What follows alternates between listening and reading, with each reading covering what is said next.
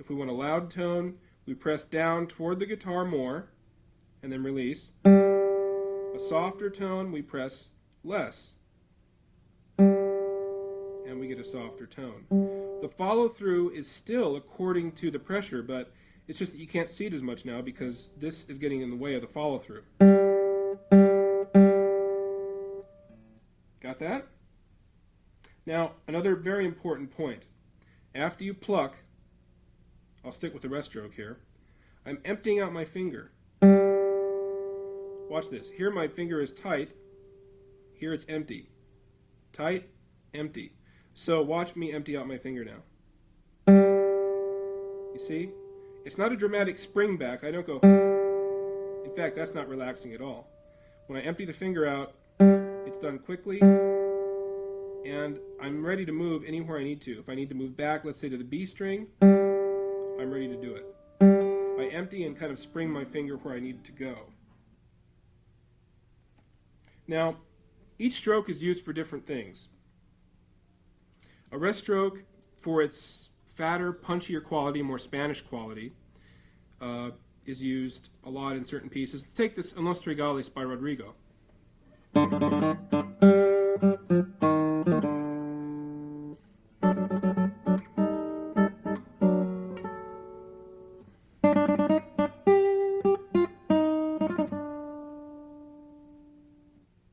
Good example of the use of a rest stroke. Not lots of others, but I just like that piece a lot. A free stroke, because of its nature, lends itself well to Baroque music, Renaissance music, and, well, here's an example. I'll play the Frog Gallery by John Dowland. Now here, I use primarily free stroke, but to accentuate certain notes, I add a rest stroke here and there. A very light rest stroke, but a rest stroke nevertheless. So here's the Frog Gallery by John Dowland.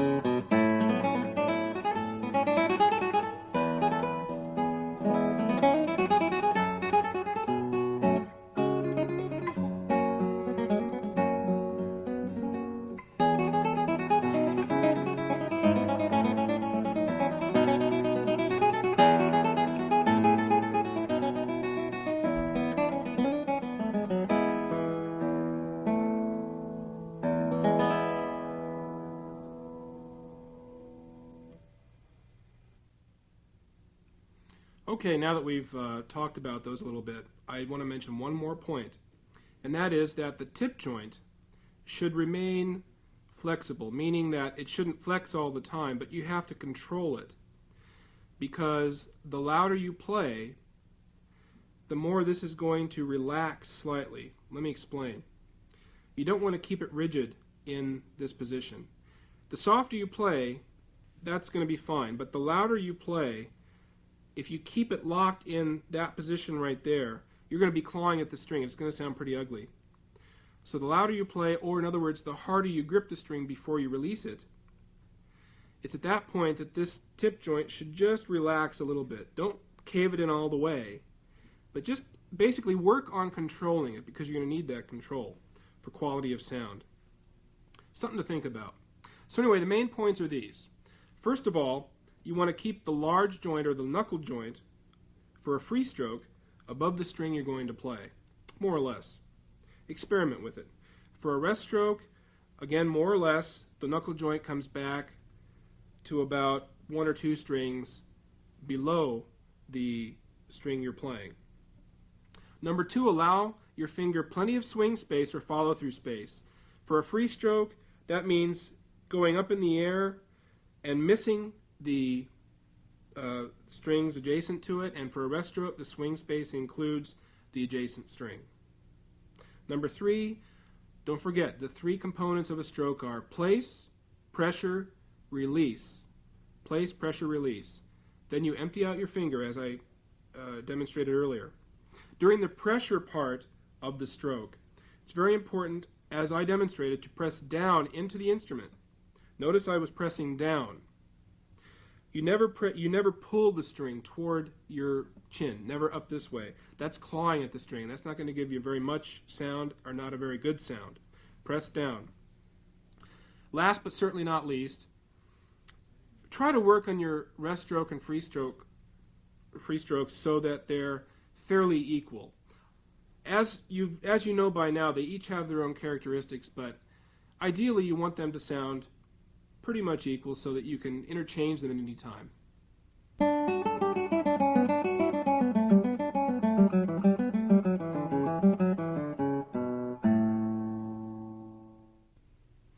One of the first things I do in my pumping nylon classes is to have everybody put down their first finger on the F on the 6th string. I want you to try that with me.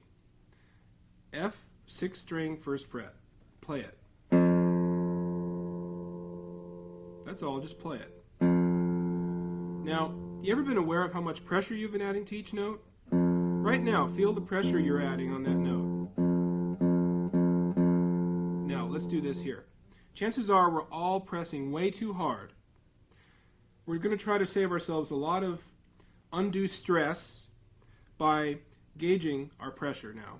And we're going to come up with the amount of pressure that we need, no more. Let's try this now. With your first finger, take that note and mute the note. Like that. You're not pressing, you're just keeping your finger there. Now this is what we're going to do. We're going to gradually add pressure. Press. There, stop adding pressure. There's our note. As soon as the buzz goes away, we have our note. Let's try it again. Mute. And start pressing. Perfect. Stop pressing. Right there. That's our note. Now really feel that. It's probably a lot less than you've been pressing, isn't it? I bet it is. Now, with each of these that we do, stop for a second. You've got a pause button. Stop the video. Work with it. Gauge that pressure because I want you to do this for the rest of the video. Let's go to the second finger. Mute the note. Now start pressing gradually. Stop right there. That's your note. Feel it? Now let's go on. Third finger. Mute the note. Start pressing gradually. There's our note. Feel it? Now let's go on to the fourth finger. Same thing, mute the note. And add pressure and stop. Stop adding pressure. There's our note. Okay, feel it? Now you probably just push stop or pause or whatever it was you needed to practice that. Now we've added